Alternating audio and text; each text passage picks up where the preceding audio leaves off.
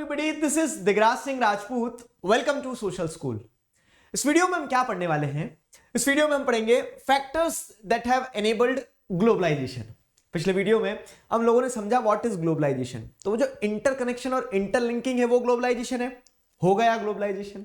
अब ग्लोबलाइजेशन हो गया तो what are the factors which have enabled this process of interlinking and interconnection. देखो दो चीजें यहां पे समझना होगा. ग्लोबलाइजेशन एक प्रोसेस है. फाइन, ग्लोबलाइजेशन एक प्रोसेस है और उस प्रोसेस को फैसिलिटेट करने के पीछे कुछ फैक्टर्स काम कर रहे होते हैं. नहीं समझ आया? अब समझो क्या हो रहा है कि हम आपको पढ़ा रहे हैं, ठीक है, आप पढ़ रहे हैं, ये एक प्रोसेस, एक लर्निंग प्रोसेस चल रही है, लर्निंग टीचिंग प्रोसेस चल रही है यहां पे. अब इस प्रोसेस को फैसिलिटेट कौन कर रहा है? तो इस प्रोसेस को फैसिलिटेट करने के पीछे मल्टीपल फैक्टर्स काम कर रहे हैं. जैसे आपके मोबाइल में जो इंटरनेट है वो एक फैक्टर हो गया, ठीक है, कैमरा एक फैक्टर हो गया, स्मार्ट बोर्ड एक फैक्टर हो गया, ये जो अलग अलग प्लेटफॉर्म से आप पढ़ते हैं ये क्या हो गया? ये एक फैक्टर हो गया. ठीक है, तो there are multiple factors which are enabling the process of learning and teaching. Fine, उसी तरह से ग्लोबलाइजेशन भी एक प्रोसेस है कि world is getting interlinked, interconnected. और इस प्रोसेस को कौन फैसिलिटेट कर रहा है, कौन एनेबल कर रहा है? तो देयर आर मल्टीपल फैक्टर्स. तो उन मल्टीपल फैक्टर्स में आप टेक्नोलॉजी के बारे में पढ़ेंगे, उन फैक्टर्स में आप liberalisation of foreign trade and foreign investment policy के बारे में पढ़ेंगे. तो टेक्नोलॉजी ने कैसे ग्लोबलाइजेशन को फैसिलिटेट किया है, ठीक है, लिबरलाइजेशन ने कैसे ग्लोबलाइजेशन को फैसिलिटेट किया है. पहला सवाल ये होगा कि लिबरलाइजेशन क्या होता है. तो ये सारी चीजें जो है, ये जो सारे डाउट्स हैं आपके मन में, वो हम इस वीडियो में पढ़ने वाले हैं, समझने वाले हैं. तो टेक्नोलॉजी और लिबरलाइजेशन दोनों के कंटेक्स्ट में चीजों को समझेंगे कि कैसे इन्होंने ग्लोबलाइजेशन को एनेबल किया है. Is that clear? चैप्टर की थीम, चैप्टर क्या मतलब टॉपिक जो है, टॉपिक क्या कहना चाह रहा है इस चैप्टर में, वो क्लियर हुआ आपको. सबसे इंपॉर्टेंट चीज यही होती है, जब आपको एक बार हेडिंग क्लियर हो जाती है ना कि आखिरकार ये क्या चिल्लाना चाह रही है हेडिंग, ठीक है, तो आपको फिर क्या है, फिर टॉपिक को आगे समझने में और आसानी हो जाती है. ठीक, टेलीग्राम चैनल जो है, ठीक है, लिंक आपको मिल जाएगी डिस्क्रिप्शन में, चमक रही होगी. क्लिक करोगे सीधे गिरोगे टेलीग्राम ग्रुप में. वहां पे क्या मिलेगा? तो वहां पे आपको नोट्स मिल जाया करेंगे इस चैप्टर के. नोट्स के साथ साथ में आप क्या कर सकते हैं, बहुत आसानी से कौन सा कब सेशन आने वाला है उस बारे में आपको अपडेट मिलती रहेंगी कि कब क्या सेशन आने वाला है. क्लियर हुआ? और अगली चीज क्या है? और अगली चीज ये रही आपके सामने कि अनअकैडमी ऐप जरूर डाउनलोड कीजिए. यहां पे बहुत सारी फ्री स्पेशल क्लासेस होती है, क्विज होता है, कम्युनिटी पोस्ट में मैं आपको नोट्स दे सकता हूं, वहां पे हम क्वेश्चंस पूछ सकते हैं, आपको अपडेट दे सकते हैं. तो ये सारे फीचर्स आपको मिल जाएंगे कहां पे? ये सारे फीचर्स आपको मिल जाएंगे अनअकैडमी ऐप पे. ठीक है, तो सिंपल है, ऐप डाउनलोड कीजिए प्ले स्टोर से और यूजिंग द कोड DIGRAJ, ठीक है, DIGRAJ, इस कोड की मदद से आप ये सारे फीचर्स क्या हैं, फ्री ऑफ कॉस्ट एक्सप्लोर कर सकते हैं. समझ में आई चीजें? तो अब अगर हम आगे बढ़ते हैं, ये फैक्टर्स दोनों को समझें, तो सबसे पहले बात करते हैं टेक्नोलॉजी की. टेक्नोलॉजी क्या है? ठीक है, टेक्नोलॉजी ये है कि हम देखो, आप घर पे बैठे हो, मैं यहां हूं, मैं यहां से पढ़ा रहा हूं, आप वहां पढ़ पा रहे हैं, टेक्नोलॉजी की मदद से हो रहा है सब कुछ. ठीक, जैसे जैसे टेक्नोलॉजी में और इंप्रूवमेंट आता चले गया ना, तो जैसे जैसे टेक्नोलॉजी में इंप्रूवमेंट आता चले गया, वर्ल्ड और नजदीक आता चला गया. ठीक है, वर्ल्ड और नजदीक आता चला गया, वर्ल्ड इंटरलिंक होते चले गया. ठीक है, इंटरकनेक्शन आपको देखने को मिला. And interlinking and interconnection among the various markets in the world is known as globalisation. Technology ने इस तरह से क्या किया? ग्लोबलाइजेशन को एनेबल किया है, फैसिलिटेट किया है. क्लियर हुआ? तो with the improvement in technology, ठीक है, it stimulated the globalisation process. How it stimulated the globalisation process? तो पहली बात करते हैं हम टेक्नोलॉजी के नाम पे ट्रांसपोर्टेशन टेक्नोलॉजी की. ट्रांसपोर्टेशन टेक्नोलॉजी मतलब क्या है? पहले क्या होता था, बैलगाड़ी है, गिर रहे हैं बैल को, बैल आगे नहीं बढ़ रहा है, तो बहुत स्लो प्रोसेस था. मूवमेंट ऑफ गुड्स जो था वो बहुत स्लो होता था. इसीलिए क्या होता था कि लोग जो है तो उसी मतलब अपना जीवन जहां पैदा हुआ है तो वही 100, 200, 500 किलोमीटर के दायरे में पूरा जीवन निकाल देते थे लोग. ऐसे भी लोग हुआ करते थे. कब? आज से 100 साल पहले, कि जिन्होंने जहां पैदा हुआ वहां से 150 किलोमीटर, 200 किलोमीटर से आगे नहीं गए होंगे कभी जीवन में. क्यों? क्योंकि टेक्नोलॉजी नहीं थी ना, मूवमेंट नहीं था. ठीक है, तो अब जब वो वहीं के वहीं सीमित रह गए, कुएं के मेंढक रह गए, तो वो क्या है, वो क्या ग्लोबलाइज्ड वर्ल्ड बन पाया था? नहीं. क्या तब ग्लोबलाइजेशन प्रोसेस फास्ट थी? नहीं. तो इस तरह से आप क्या देखेंगे कि जैसे जैसे लेकिन इंप्रूवमेंट हुआ है टेक्नोलॉजी में, ठीक है, टेक्नोलॉजी में मतलब ट्रांसपोर्टेशन टेक्नोलॉजी एक टेक्नोलॉजी का पार्ट हो गई है, तो हम क्या देखते हैं, this has made much faster delivery of goods across long distances possible at lower cost. ठीक है, तो कम से कम दामों में क्या देखने को मिल रहा है आपको? अक्रॉस डिस्टेंसेस क्या हो रहा है? अब मूवमेंट ऑफ गुड्स हो रहा है with the improvement in transportation technology. For example देखो ना, आज आप 24 घंटे के अंदर वर्ल्ड के किसी भी कोने में जाके बैठ सकते हो, टच कर सकते हो, अपना काम कर सकते हो। ठीक है, तो ये क्यों हो पाया है पॉसिबल? क्योंकि ट्रांसपोर्टेशन टेक्नोलॉजी में इंप्रूवमेंट आया है, और ट्रांसपोर्टेशन टेक्नोलॉजी में इंप्रूवमेंट आया तभी तो हम ग्लोबलाइज्ड ऐसे हुए कि अब कहीं भी उड़ के 24 घंटे के अंदर किसी भी जगह विश्व में जा सकते हैं। ठीक है, वहीं पे आप जैसे देखोगे तो ये तो एक हुआ ट्रांसपोर्टेशन टेक्नोलॉजी में डेवलपमेंट, तो इससे गुड्स का मूवमेंट, ह्यूमन बींग्स का मूवमेंट, आइडियाज का मूवमेंट, सारी चीजें फास्ट हुई है। वैसे ही अगर आप देखोगे development in information and communication technology, तो अब आईटी सेक्टर की बात करें, कंप्यूटर्स जो है, इंटरनेट जो है, इस तरह पेनिट्रेट कर गया है आज वर्ल्ड में कि कोई भी उससे अछूत नहीं है। ठीक है, तो वही चीज यहां पे बताई गई कि telecommunication, computers, internet are some of the developments which are connecting world to remote areas with satellite communication devices. ठीक है, तो सारा फोन है, कैमरा है, लैपटॉप है, सब कुछ कैसे चल रहा है? सैटेलाइट कम्युनिकेशन की मदद से चल रहा है। पीपल लाइव इंटरैक्ट कर पा रहे हैं। ठीक है, लाइव इंटरैक्ट कर पा रहे हैं, पढ़ पा रहे हैं, समझ पा रहे हैं। हम विश्व के किसी भी कोने में इंसान बैठा है उससे बात कर पा रहे हैं, मीटिंग्स कर पा रहे हैं, ऑर्गेनाइजेशंस का पार्ट बन पा रहे हैं। ये सब कुछ कैसे पॉसिबल है? With the development in information and communication technology. तो जो मैं आपको समझाना चाह रहा हूं, what are the factors that have enabled globalisation, तो पहला फैक्टर जो है, पहला फैक्टर क्या है? Technological improvement. ये जो यहां पे हमने देखा क्या कि टेक्नोलॉजी में जैसे जैसे इंप्रूवमेंट हुआ है वैसे वैसे आपको क्या देखने को मिला है? ग्लोबलाइजेशन प्रोसेस फास्ट हुआ है। ठीक है, अब ये दो एग्जांपल आपकी बुक में दिए गए हैं, जैसे containers for transport of goods, containers बना देना गुड्स के ट्रांसपोर्टेशन के लिए, ये भी क्या है? ये भी एक तरह का टेक्नोलॉजिकल एडवांसमेंट ही है। अब ये कंटेनर आपने देखा होगा पुरानी पिक्चरों में अधिकतर जो मूवी का क्लाइमैक्स होता था वो ऐसी जगह पे होता था जहां बहुत सारे कंटेनर रखे हुए थे, विलन भी यहीं से छुप के गोली चला रहा होता था और हीरो भी यहीं पे कहीं मार पीट रहा होता था। ठीक है, तो खैर जोक्स अपार्ट, अगर आप यहां पे देखोगे तो यहां पे कंटेनर्स का इन्वेंशन या फिर कह सकते हैं कि टेक्नोलॉजिकल डेवलपमेंट और उसके चलते ऐसे कंटेनर्स बना दिए गए। तो अब क्या होता है? कंटेनर्स के अंदर कार हो सकती है, पैसा हो सकता है, किडनैपिंग करके लोगों को ले जाया जा सकता है। लेकिन आप देख रहे हैं तो ये क्या है? इसने फैसिलिटेट किया है चीजों को। ठीक है, तो पहले अब जैसे goods are placed in containers that can be loaded intact onto ship, railways, planes and trucks. ठीक है, और ये कंटेनर्स फिर क्या एक देश से दूसरे देश, एक शहर से दूसरे शहर, दूर दूर तक कहीं भी कुछ भी पहुंचाया जा सकता है। और इसकी मदद से आप क्या देख रहे हैं? पोर्ट हैंडलिंग वगैरह में कॉस्ट में रिडक्शन आ गया है। सामान को मूवमेंट में जो मतलब कह सकते हैं पैकर्स एंड मूवर्स से उनका काम आसान हो गया है। फाइन, और वर्ल्ड के अलग अलग हिस्सों से हम क्या कर रहे हैं? ट्रेड कर पा रहे हैं। तो with the improvement in transportation technology. वैसे ही एक और टेक्नोलॉजिकल इंप्रूवमेंट का एग्जांपल आपकी बुक में क्या दिया गया है? ये दिया गया है, using IT in globalisation. Information technology का ग्लोबलाइजेशन में बहुत बड़ा हाथ है, इतना बड़ा हाथ है कि मैं दिखा भी नहीं सकता आपको। ठीक है, क्यों? क्योंकि यहां समझना आप कि जैसे एक एग्जांपल दिया गया है क्या कि लंदन में मैगजीन जो लोग पढ़ रहे हैं वो प्रिंट हो रही है इंडिया में, वहीं से उन्होंने कंटेंट पहुंचा दिया कि क्या छपना चाहिए उसमें, यहां से छाप के उन्होंने एरोप्लेन में रख के बाय एयर पहुंचा भी दिया। मैगजीन्स को उन्होंने उधर से क्या कर दिया? यूपीआई के थ्रू पैसा भी वापस पहुंचा दिया।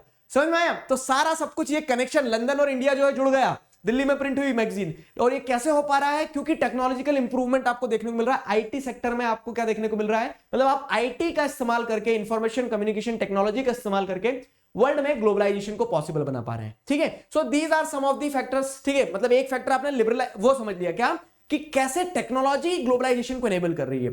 ठीक है, क्वेश्चन यही बनेगा कि what are the factors that have enabled globalisation.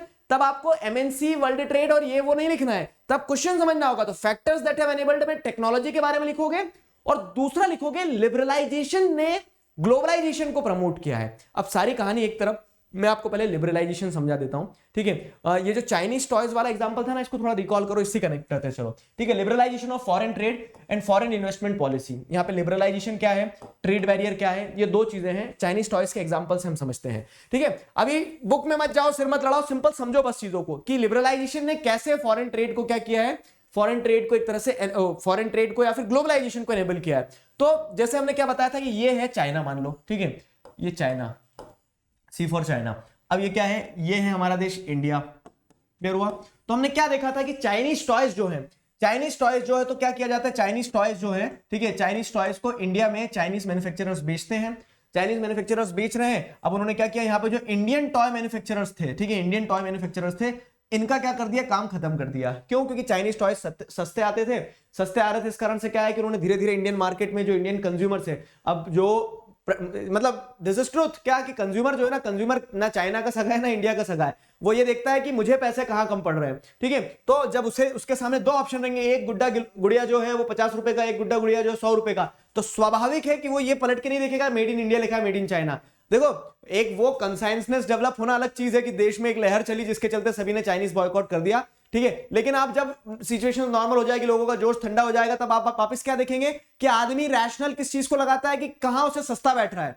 तो अब वही हुआ क्या कि जब चाइनीज गुड्स जो थे, चाइनीज टॉयज जो थे, जब वो डंप किए गए इंडियन मार्केट में, तो इंडियन प्रोड्यूसर्स ने देखा यार क्वालिटी में ये बढ़िया है, ज्यादा उछलता कूदता है इनका गुड्डा, ठीक है, और ये सस्ता भी है, तो वो खरीदना स्टार्ट कर दिया। उससे इंडियन जो मैन्युफैक्चरर्स थे, ठीक है, इंडियन टॉय मैन्युफैक्चरर्स जो थे वो मार्केट से पेरिश हो गए, ठीक है, विलुप्त हो गए।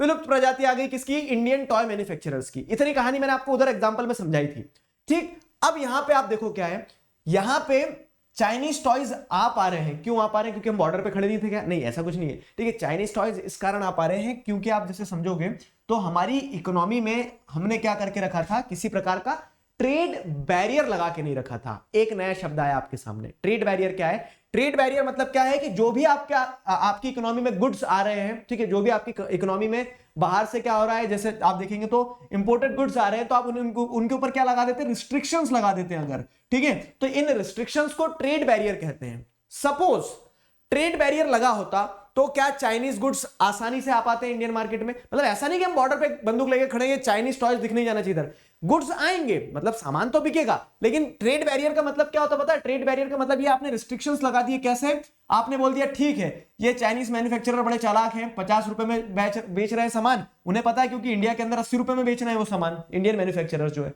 तो ये क्या करेंगे? 50 में बेच के इंडियन मैन्युफैक्चरर्स का मार्केट बिगाड़ेंगे। तो इंडियन गवर्नमेंट क्या बोलती है? अच्छा चाइनीज हो, चालाक नहीं हो, ठीक है, तो इसका मतलब क्या? इंडियन गवर्नमेंट क्या करेगी? ट्रेड बैरियर लगा देगी, बोलती कि 50 का तुम गुड्स बेचो और 50 रुपए हम टैक्स लगा दे रहे हैं ऊपर, ठीक है। तो 50 रुपए जब टैक्स लगा दोगे तो मार्केट में कितने में बिकेगा? 100 रुपए में बिकेगा। तो अब एक कॉम्पिटिटिवनेस डेवलप हो जाएगी कि ये चाइनीज गुड्स 100 का होगा, इंडियन गुड्स 80 के ही है, तो कॉम्पिटिटिवनेस बनी रहेगी। तो इस तरह के रिस्ट्रिक्शंस लगाना ट्रेड बैरियर्स होते हैं, ठीक है, इन्हें क्या कहते हैं? Trade barriers. और ट्रेड बैरियर्स का इस्तेमाल हुआ क्या? चाइनीज टॉयज के केस में नहीं हुआ। तो चाइनीज टॉयज के केस में ट्रेड बैरियर्स का इस्तेमाल नहीं हुआ, इस कारण इंडियन मैन्युफैक्चरर्स ने सफर किया, वो एक अलग चीज है। जब ट्रेड बैरियर्स का इस्तेमाल नहीं हुआ तो क्या हुआ? बोलोगे सर हमारे इंडियन मैन्युफैक्चरर्स तबाह हुए। नहीं, हुआ क्या था वहां पे अगर जैसे आप समझोगे तो वहां पे रिस्ट्रिक्शंस नहीं थे, किसी भी प्रकार के ट्रेड बैरियर्स नहीं थे। जब ट्रेड बैरियर्स नहीं, आपने मार्केट खुला रखा है एकदम, ठीक है, चीजों को ओपन अप करके रखा है, तो जो ओपन अप करके रखते हैं आप अपनी इकोनॉमी को, जहां पे आप क्या कर रहे हैं? इंपोर्ट्स को वेलकम कर रहे हैं, रेड कारपेट बिछा दे रहे हैं कि आओ, ठीक है, ऐसा बिछाए कि वो चाइनीज गुड्डे दौड़ के आएंगे उस पर, ठीक है। तो ये जो आप इस तरह से अपनी इकोनॉमी को जब ओपन अप कर देते हैं, when you are not imposing any such restrictions, this situation is known as liberalisation. इसे क्या कहा जाता है? लिबरलाइजेशन कहा जाता है, ठीक है। लिबरलाइजेशन समझ में आया कि opening up the economy, removing the trade barriers is liberalisation. Trade barriers लगाना क्या होता है वो भी समझ में आ गया। अब जरा कूद पड़ो टॉपिक में, ठीक है। इस एग्जांपल से आपको चीज समझ में आएगी ना, connect with the import of Chinese toys. तो यहाँ पे चाइनीज टॉयज में क्लियरली बताया गया, मतलब जैसे आप देखोगे तो लिबरलाइजेशन का रोल ये होगा कि लिबरलाइजेशन से क्या होगा? चाइनीज टॉयज आ पाएंगे। अब आप चाइनीज टॉयज को मत देखो, गुड्स का आ पाना कब पॉसिबल है? ज्यादा से ज्यादा गुड्स आपकी कंट्री में इंपोर्ट कब होंगे? जब आपकी इकोनॉमी ओपन अप होगी, जब आपकी इकोनॉमी लिबरलाइज्ड होगी, ठीक है। तो लिबरलाइज्ड इकोनॉमी मतलब ज्यादा गुड्स का अंदर आना, ज्यादा गुड्स का आना अंदर मतलब क्या? इंटरकनेक्शन, इंटरलिंकिंग डेवलप होना मार्केट्स की। इंटरकनेक्शन, इंटरलिंकिंग डेवलप होना मार्केट्स की मतलब क्या? जवाब दो उधर से। मतलब ग्लोबलाइजेशन, ठीक है। तो यहां पे factors that have enabled globalisation में एक तो टेक्नोलॉजी समझ में आ गया, दूसरा क्या है फैक्टर? दूसरा फैक्टर है लिबरलाइजेशन। तो लिबरलाइजेशन क्या करता है? ग्लोबलाइजेशन को फैसिलिटेट करता है। मैंने पूरा टॉपिक समझा दिया आपको, जाऊं नहीं, मतलब जो आगे पॉइंट्स है वो भी समझा दे रहा हूं, बाकी एसेंस यही है कि लिबरलाइजेशन में when you are removing the restrictions, when you are removing the trade barriers, ठीक है, you are facilitating, you are enabling the process of globalisation. समझ में आ गई चीजें? सिंपल समझने वाली ये थी। अब जैसे अगर हम देखें तो ट्रेड बैरियर्स क्या है वो भी मैंने आपको समझा ही दिया, लेकिन फिर बता देता हूं। तो tax on the import is an example of trade barrier, कि आपकी कंट्री में जो भी अंदर गुड आप इंपोर्ट कर रहे हैं, तो इन गुड्स के ऊपर जब आप टैक्स लगा देते हो, ठीक है, टैक्स लगा देते हो, तो उसे क्या कहा जाता है? उस टैक्स को आप कहते हैं ट्रेड बैरियर। समझ में आया? उस टैक्स को आप क्या कहते हैं? ट्रेड बैरियर कहते हैं। तो governments can use trade barriers to increase और डिक्रीज रेगुलेट फॉरेन ट्रेड, ठीक है। तो गवर्नमेंट इस तरह के ट्रेड बैरियर्स का इस्तेमाल क्यों करती है? गवर्नमेंट के पास में एक हथियार की तरह होता है ट्रेड बैरियर। जब गवर्नमेंट को लगता है कि यार इन सामान को नहीं आने देना है, तो ट्रेड बैरियर टैक्स लगा दिया, उस पर टैक्स लगा के क्या उन सामान की कीमत बढ़ा दी। अब कीमत बढ़ा दी तो वो दिखती बात है कि इंडिया में कोई खरीदेगा ही नहीं। जब कीमत बढ़ा दी तो कोई उधर से पहुंचाएगा ही क्यों, ठीक है, कोई उधर से पहुंचाएगा ही क्यों। तो इस तरह से क्या है, ट्रेड बैरियर जो होते हैं तो वो टैक्स होते हैं, tax on import is an example of trade barrier. आगे समझ, ट्रेड बैरियर को ऐसा मत समझ लेना कि गवर्नमेंट खड़ी हो जाती है ट्रैफिक पुलिस की तरह बैरियर लगा के सामान नहीं आने देंगे अंदर। वो क्या है, एक तरह का टैक्स होता है, समझ में आई चीज है, टैक्स होता है। तो government use trade barriers to increase और डिक्रीज फॉरेन ट्रेड, मतलब रेगुलेट करने के लिए कि क्या सामान देश में आना चाहिए, क्या सामान देश में नहीं आना चाहिए। सवाल यह है क्या मजा आता है सरकार को, ठीक है, मतलब इस तरह के ट्रेड बैरियर्स वगैरह का इस्तेमाल करना, टैक्स लगाना, क्यों? ओपन अप कर दो ना इकोनॉमी को, बढ़िया आने दो, खूब सारे प्रोडक्ट्स आएंगे, खूब सारा कंपटीशन होगा, सर क्वालिटी बनेगी। हमने अभी पढ़ के आए कि जब क्या होता है, ग्लोबलाइजेशन होता है तो प्रोडक्ट्स की क्वालिटी इंप्रूव हो जाती है, कंपटीशन बढ़ता है तो चीजें सस्ती हो जाती है। फिर सरकार को क्या पड़ी है, क्यों ट्रेड बैरियर्स लगाना है?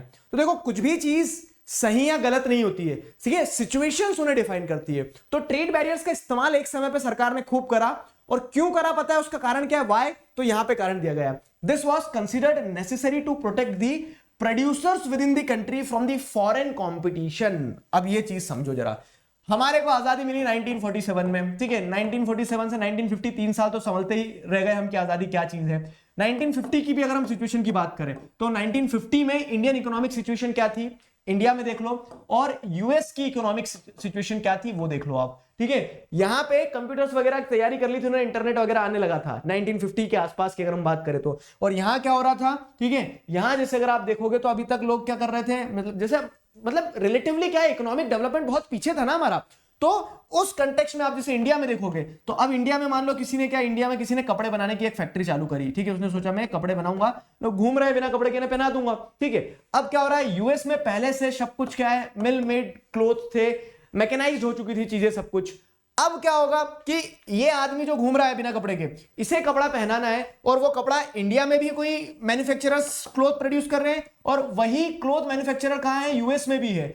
अब यूएस का मैन्युफैक्चरर ये सोचेगा कि यार एक आदमी घूम रहा है बिना कपड़े के, ठीक है, तो उसे कपड़े पहनाना है, कपड़े बेचना है कुल मिला के, ठीक है, तो वो जब अपने प्रोडक्ट्स को बेचेगा, ठीक है, तो वो क्योंकि मशीन मेड है वो सस्ता हो सकता है, फाइन, और इंडियन मैन्युफैक्चरर जो है क्या वो यूएस की बड़ी टेक्नोलॉजी के सामने कंपीट कर पाएगा, हाँ या ना बोलो बस, ठीक है, नहीं कर पाएगा ना, स्वाभाविक है नहीं कर पाएगा। तो इस केस में ठीक है, इस आदमी को भी बैठा दो एक तरफ, ठीक है, इस केस में जो मैन्युफैक्चरर है, क्लोथ मैन्युफैक्चरर, ठीक है, ये उन बड़ी बड़ी जायंट कंपनीज के सामने टिक नहीं पाएगा। किसके पास जाएगा, तो सरकार के पास जाएगा। तो सरकार उन्हें कैसे बचाएगी, सरकार ऐसे थोड़ी बोलेगी कि लो मेरे से पैसे ले लो, सरकार ये बोलेगी कि यार तुम अपने आप को ग्रो करो। तो बोलेगा माई बाप मैं तो ग्रो करना चाह रहा हूं लेकिन इतने बड़े जायंट के सामने कैसे ग्रो करूंगा मैं, ठीक है। तो सरकार क्या बोलेगी, रुको जरा तुम्हारी मदद करते हैं हम। सरकार क्या लगाएगी, देश के ऊपर लगाएगी, मतलब सरकार क्या लगाएगी, कंट्री में ट्रेड बैरियर्स लगाएंगे, टैक्सेस लगाएंगी ऑन दी इंपोर्ट्स। और वो टैक्स लगाने का कुल मिला के ऑब्जेक्टिव इतना है कि अगर ये सस्ता आ रही है, अगर 50 रुपए में ही कपड़ा बेच रहा है और हमारे देश के मैन्युफैक्चरर अगर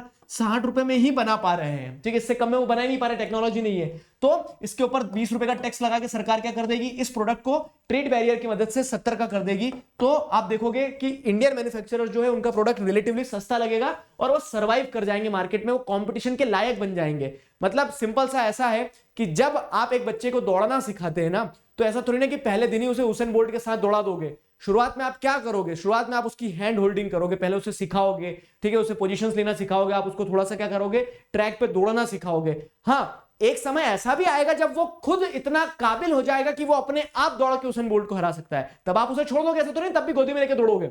समझ में आई मेरी बात? तो वही चीज है कि इनिशियल लेवल पे डेवलपिंग कंट्रीज में ट्रेड बैरियर्स का इस्तेमाल किया जाता है अपने लोकल प्रोड्यूसर जो है उनकी मदद के लिए। देखो बुक में जो लिखा है उसके अलावा मैं आपको बहुत सारे डायमेंशन दिखाने की कोशिश कर रहा हूं। This is not just the part of economics to be to write in the answers only, ठीक है। ये बेसिक वर्ल्ड डेवलपमेंट कैसा हो रहा है, वर्ल्ड में इकोनॉमी कैसे चल रही है, उसे समझने के लिए बहुत ज्यादा जरूरी है। तो उस कंटेक्स्ट में चीजों को रिलेट करते चलना। समझ में आया कि क्यों ट्रेड बैरियर्स जरूरी थे? ट्रेड बैरियर्स को अगर आप नेगेटिव सेंस में बात करोगे कि सर वो तो ग्लोबलाइजेशन को रोक दिया उसने, तो हाँ ग्लोबलाइजेशन को रोक दिया लेकिन वो जरूरी भी था उस टाइम पीरियड पे, ठीक है। तो this was considered necessary to protect the producers within the country from the foreign competition. Foreign competition से बचाने के लिए आप कैसे बचाओगे? तो आप हथियार लेके तो खड़े हो नहीं जाओगे वहां पे कि सामान आ रहा है चलो गोली मारते हैं। वहां पे क्या करोगे आप? इस तरह से इकोनॉमिकली बचाने के लिए कंपटीशन से आप ट्रेड बैरियर्स का, टैक्सेस का इस्तेमाल करोगे। Fine, industries were just coming up in 1950s and 60s and competition from imports at that stage would not have allowed these industries to come up, ठीक है। अगर उस समय पे खुले कंपटीशन में छोड़ देते, ठीक है, तो हमारी नन्नी मुन्नी क्या थी, इंडस्ट्रीज थी, बड़े बड़े जायंट्स के सामने नहीं टिक पाती। इंडिया में कभी इंडस्ट्रियल डेवलपमेंट हो ही नहीं पाता। तो सरकार को इंटरवीन करना पड़ा ट्रेड बैरियर्स की मदद से बचाया उन्होंने, ठीक है। तो अब यहाँ पे एक सवाल ये है कि इंपोर्ट्स होना बंद हो जाएंगे, ठीक है। इसका मतलब आपने कुछ इंपोर्ट ही नहीं किया क्या? जब आप कुछ इंपोर्ट नहीं करोगे तो ग्लोबलाइजेशन भी लाइक, तो मैं क्या करूं, जॉब छोड़ दूं?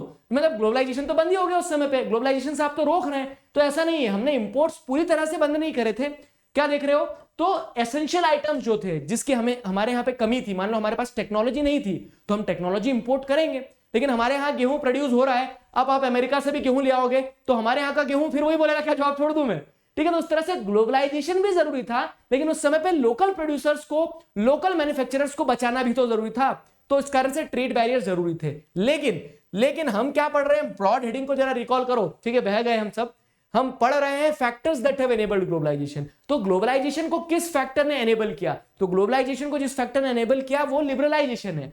तो जब इन ट्रेड बैरियर्स को आप रिमूव करेंगे, ठीक है, नो डाउट आपने जो ट्रेड बैरियर्स लगाए थे वो ट्रेड बैरियर्स क्या थे? वो ट्रेड बैरियर्स एक समय पे मददगार साबित हुए थे हमारे लिए, ठीक है। क्यों? क्योंकि हमारे लोकल कॉम्पिटिटर्स, मतलब लोकल मैन्युफैक्चरर्स जो थे उन्हें प्रोटेक्ट किया गया। लेकिन आप क्या करेंगे, जीवन भर उन्हें प्रोटेक्ट करके थोड़ी ना रखेंगे। मतलब वही वाली बात है, जब बच्चा दौड़ना सीख जाएगा तो आप बोलेंगे कि जा भाई रेस में जा और ट्रॉफी जीत के ला, तेरे को जीवन भर गोदी में थोड़ी ना बैठा के रखूंगा मैं। तो वही चीज यहां पे हुई। क्या होगा कि जब हमारे लोकल मैन्युफैक्चरर्स थोड़े से क्या हो जाएंगे, पावरफुल हो जाएंगे ना, ये बॉडी है उसकी। तो जब हमारे लोकल मैन्युफैक्चरर्स थोड़े से पावरफुल हो जाएंगे तब हम क्या करेंगे, तब हम एक तरह से वो हटा देंगे ट्रेड बैरियर्स, जो है एलियन की तरह दिख रहा है लेकिन समझ लो। तो लोकल मैन्युफैक्चरर जब थोड़े पावरफुल हो जाएंगे तो हम क्या करेंगे, ट्रेड बैरियर्स को रिमूव कर देंगे। और ट्रेड बैरियर्स को रिमूव करके हम इसे बोल देंगे कि जाओ विजय भाव, आप दूसरी कंपनी के जो, मतलब दूसरी कंट्रीज में जो कह सकते हैं पावरफुल मैन्युफैक्चरर्स हैं या फिर दूसरी कंपनी में जो प्रोडक्ट्स प्रोड्यूस कर रहे हैं, जाके आप उनके साथ क्या करो, कॉम्पीट करो। आगे समझ में, कॉम्पीट करो। तो ओपन कॉम्पिटिशन से क्या होगा, जैसे मैंने आपको बताया था कि ग्लोबलाइजेशन में जब ओपन कॉम्पिटिशन होगा तो इस ओपन कंपटीशन का फायदा ये रहेगा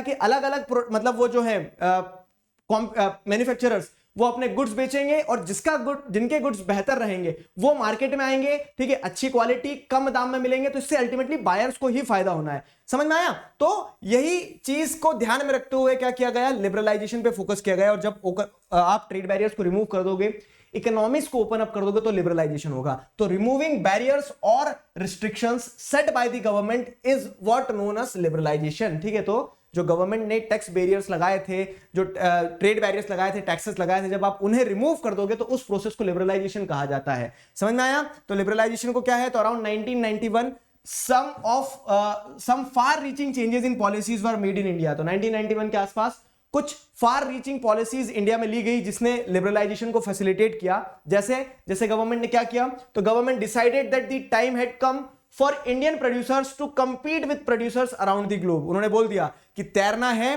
तो पानी में कूदना पड़ेगा, ठीक है। तो इस तरह से इंडियन मैन्युफैक्चरर से बोल दिया कि जाओ विजय भाव, ठीक है, अब अपने थोड़े गट्स दिखाओ। 1950 से तुम्हें 40 साल तक हमने बचा लिया है ट्रेड बैरियर्स वगैरह की मदद से। अब हमें वर्ल्ड में इंटीग्रेट होना है, इंटरकनेक्ट करना है, इकोनॉमिक्स को ग्लोबलाइज्ड होना है। तो उसके लिए क्या है, हमें अपनी इकोनॉमी को लिबरलाइज करना पड़ेगा। और लिबरलाइजेशन जब हुआ 1990s में, ठीक है, एलपीजी रिफॉर्म बोलते हैं ना, लिबरलाइजेशन, प्राइवेटाइजेशन एंड ग्लोबलाइजेशन, ये जो रिफॉर्म्स आए तो इसने इकोनॉमीज को ओपन अप कर दिया। सारे कॉम्पिटिटर्स आपस में भिड़ पड़े, दंगल हो गया, ठीक है। और इससे अल्टीमेटली हुआ क्या, इससे अल्टीमेटली ग्लोबलाइजेशन हुआ है, क्वालिटीज इंप्रूव हुई है प्रोडक्ट की, ये सारी चीजें हुई हैं। अब देखो इसके दूसरे एस्पेक्ट भी हैं कि नेगेटिव एस्पेक्ट भी हैं सर इसके, वो हम आगे आने वाले सब्सिक्वेंट वीडियोस में पढ़ेंगे। लेकिन अभी हम पढ़ रहे हैं कि factors that have enabled globalisation. तो लिबरलाइजेशन हैव एनेबल्ड ग्लोबलाइजेशन, ठीक है। It felt that competitiveness would improve the performance of producer। competitiveness होगी तो वही कंपटीशन का सीधा सा रूल है, सर्वाइवल ऑफ द फिटेस्ट।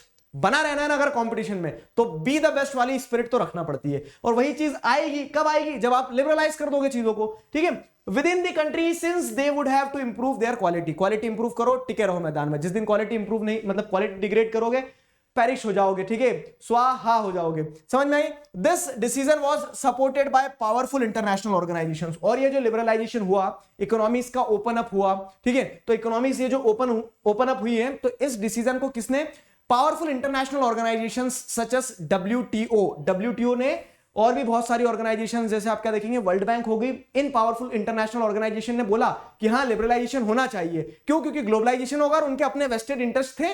इससे आगे जो नेक्स्ट टॉपिक है आपका डब्ल्यूटीओ, उसमें और हम पढ़ेंगे अच्छे से। समझ में आ गया? तो what is the impact of liberalisation on foreign trade and foreign investment? तो फॉरेन ट्रेड भी बढ़ा है, फॉरेन इन्वेस्टमेंट भी बढ़ा है, लिबरलाइजेशन की मदद से ग्लोबलाइजेशन भी हुआ है। तो इसका इंपैक्ट क्या है अगर पूछ लिया जाए तो लिबरलाइजेशन का इंपैक्ट ये है कि goods could be imported and exported easily and also foreign companies could set up factories, ठीक है, एंड ऑफिसेस हियर। तो जब आप लिबरलाइज कर दोगे तो फॉरेन कंपनीज यहां आ जाएंगी, गुड्स को आप इंपोर्ट एक्सपोर्ट कर पाएंगे। बिजनेसेस, इंडिया में भी जो बिजनेसेस हैं जो ऐसा चाह रहे हैं कि यार इंडिया में कोई रॉ मटेरियल अच्छा नहीं मिल रहा है, मुझे कहां से बुलवाना है, मुझे अफ्रीका से वो रॉ मटेरियल बुलवाना है, तो businesses are allowed to make decision freely about what they wish to import और एक्सपोर्ट। तो उन्हें क्या चाहिए, ग्लोबलाइज्ड वर्ल्ड में लिबरलाइजेशन की मदद से वो आसानी से इंपोर्ट एक्सपोर्ट कर पाते हैं। और जब ट्रेड बैरियर्स थे तो इंपोर्ट एक्सपोर्ट में दिक्कत आती थी, चीजें महंगी हो जाती थी। तो ये इंपैक्ट हुआ लिबरलाइजेशन का पॉजिटिव एंड पे अगर देखा जाए तो the government imposes much less restrictions than before and it is therefore said to be more liberal.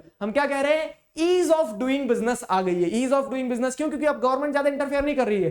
पहले गवर्नमेंट लाइसेंस राज लेके चलती थी कि भैया कुछ भी करना है हमसे परमिशन लो, लेकिन अब गवर्नमेंट ने बोल दिया ग्रो करो, तुम तो बस टैक्स देते जाओ, पैसा कमाते जाओ, सिंपल सी चीज। गवर्नमेंट का सिंपल फंडा हो गया कि आप तो पैसा कमाओ और हमें टैक्स दो, ठीक है। तो इस तरह से क्या है, गवर्नमेंट ने जब चीजें लिबरलाइज करी, लिबरलाइजेशन से ग्लोबलाइजेशन हुआ और गवर्नमेंट भी क्या होते चलेगी, लिबरल होते चले गई इन टर्म्स ऑफ बिजनेसेस, ठीक है। तो ये इकोनॉमिक पर्सपेक्टिव से मैंने आपको चीजें समझाई कि what are the factors that have enabled globalisation. I hope आपको यहां तक चीजें बहुत बेहतरीन तरह से समझ में आई है, ठीक है। क्या पढ़ा हमने, एक बार जरा समेट लेते हैं। तो what are the factors that have enabled globalisation, technology और लिबरलाइजेशन। टेक्नोलॉजी ने किस तरह से ग्लोबलाइजेशन को फैसिलिटेट किया है, तो with the advancement in transportation, IT, सारी चीजें आपस में जुड़ गई। लिबरलाइजेशन ने कैसे किया, तो लिबरलाइजेशन क्या है, ट्रेड बैरियर क्या है, ठीक है। इनिशियली ट्रेड बैरियर्स की जरूरत क्यों थी, बाद में लिबरलाइज क्यों किया गया, ग्लोबल कॉम्पिटिटिवनेस के चलते, ठीक है, क्वालिटी ऑफ प्रोडक्ट को इंप्रूव करने के चलते। और लिबरलाइजेशन से चीजें आपस में इंटरकनेक्ट हुई है, इकोनॉमीज इंटरकनेक्ट हुई है, जिससे ग्लोबलाइजेशन हुआ। तो ये पूरी स्टोरी थी जो हमने इस चैप्टर में पढ़ी है। अब जो एक लास्ट पॉइंट मैंने आपको बोला था ना, छोड़े जा रहा हूं, क्या कि लिबरलाइजेशन प्रोसेस को कुछ पावरफुल इंटरनेशनल ऑर्गेनाइजेशंस ने फैसिलिटेट किया, जैसे कि एक पावरफुल इंटरनेशनल ऑर्गेनाइजेशन WTO। तो वर्ल्ड ट्रेड ऑर्गेनाइजेशन के बारे में हम नेक्स्ट वीडियो में पढ़ेंगे, जानेंगे, समझेंगे।